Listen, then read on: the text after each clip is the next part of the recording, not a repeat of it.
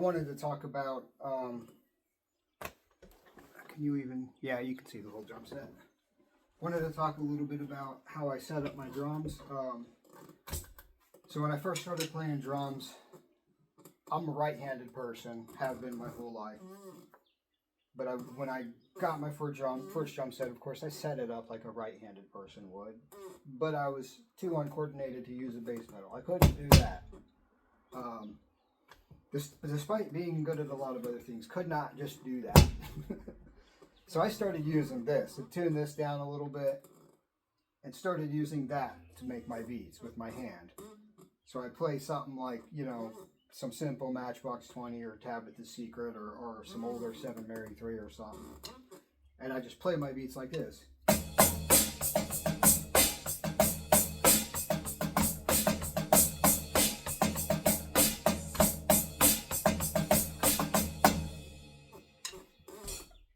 I don't know how good that's going to sound. It sounds like absolute shit from here. I don't know what's up with that speaker. I got to fix it. So doing that for years, I obviously had to keep my timekeeper on my left hand because my right hand is my coordinated one, and that's the one that had to do all the complicated stuff. So I had to learn how to keep time with my right hand. And what I was doing when I first started, I was playing a beat from a Queens of the Stone Age song that I could only play left-handed, but recently learned how to play right-handed, and now I'm able to just freely switch hands in the middle of the beat, which is pretty cool. So doing that, playing the floor tom as my bass drum, I finally got good enough to do that, started playing more complicated songs, and eventually had a double bass pedal, but really neglected it. I'm not good at playing double bass, still not to this day. But I started doing a lot of rolls. I don't know how good it's going to sound on this setup I have right now with the sound profile. But I would do my quick double bass rolls because I had that open coordination, that open handed and the coordination with my right foot. I synced up this hand with my bass drum, which normally, like most right-handed drummers, they sync their bass drum up with their left hand more so than their right. So I would do my quick like double bass burst, like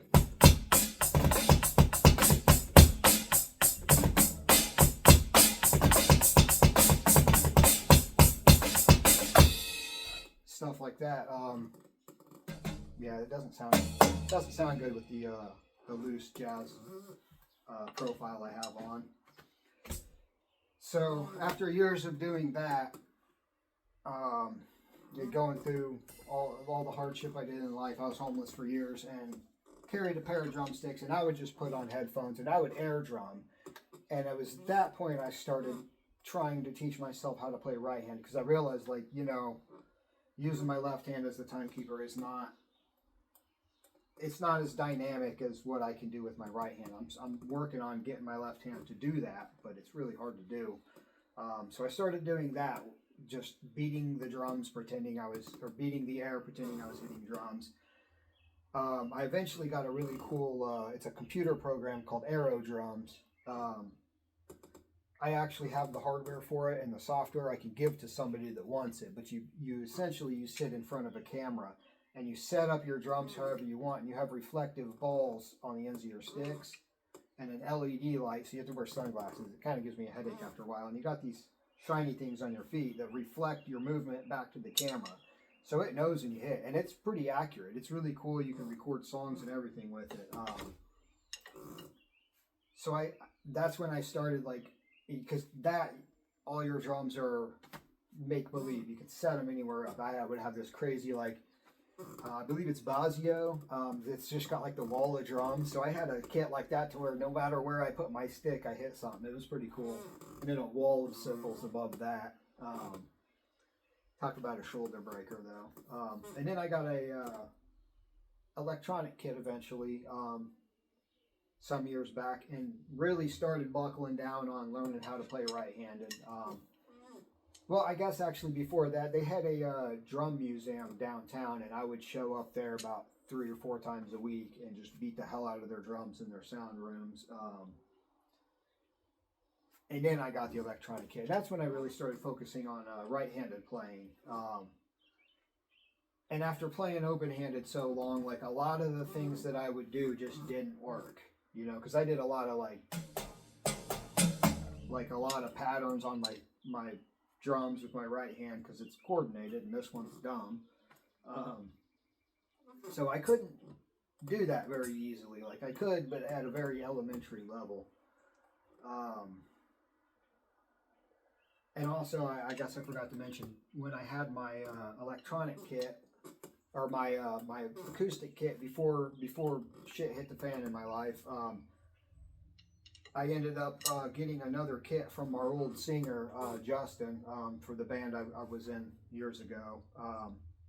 And I had a really strange setup to where instead of having my toms highest to lowest, like every other drummer in the world, and then they would keep us an extra snare over here if they needed it for whatever gig they're playing, I set it up, it was high, low, lower, lower, and then had another floor tom over here.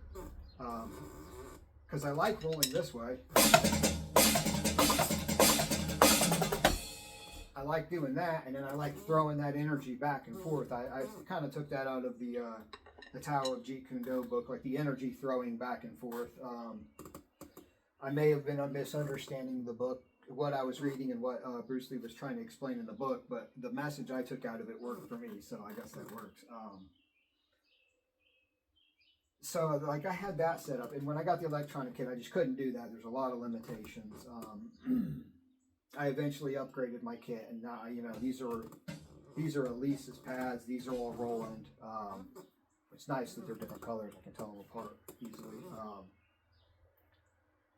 So over the past week and a half, I've been squeezing out a little bit of time every day to try to get this right, and I finally have gotten the setup as an ambidextrous kit, so I can play left-handed and right-handed.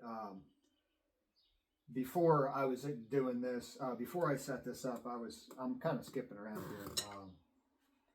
I was just strictly stuck to right-handed drumming, rolling to the right. So I'm still getting used to going left again. It's been a very long time since I've been able to do that. So I've got it set up the way I want it.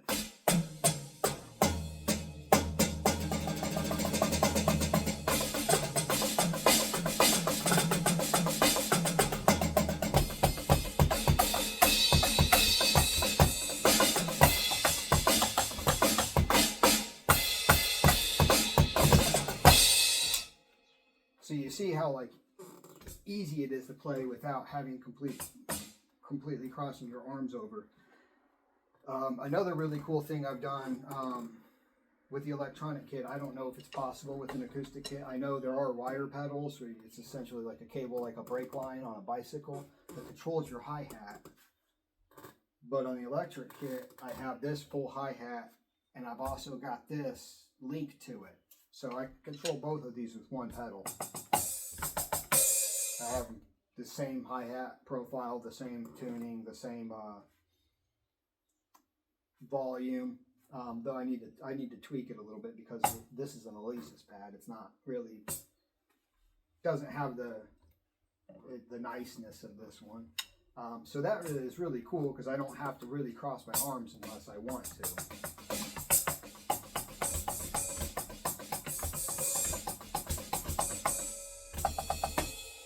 And then that blows me away. It's so nice. So what I've done is I've created an ambidextrous kit. I'm trying to completely minimize interference between arms because you see, a lot of drummers having to juggle doing this, and a lot of people are really good at doing that. But I would rather not. If I can avoid crossing my arms, I can do that. I mean, if I want to roll down, I can just go separate ways. And back when I used to play on my acoustic kit, I used to do fancy stuff and roll that way and then cross my arms. I can't do that right now. But the spacing of these isn't correct yet. Then I would keep my the right cymbal on the left, obviously, because that's my timekeeper, and then learn how to play with the right-handed kit on my right. So I've got crash on each side, ride cymbals on each side, hi-hats on each side, rolling down the drums on each side, an extra snare over here which sounds like garbage, like snares normally sound like garbage, except this one. Now sounds like garbage. And then this, I don't know what I'm going to do with that yet. I don't have a need for more than 2 snares. Really would probably rarely use that snare as is.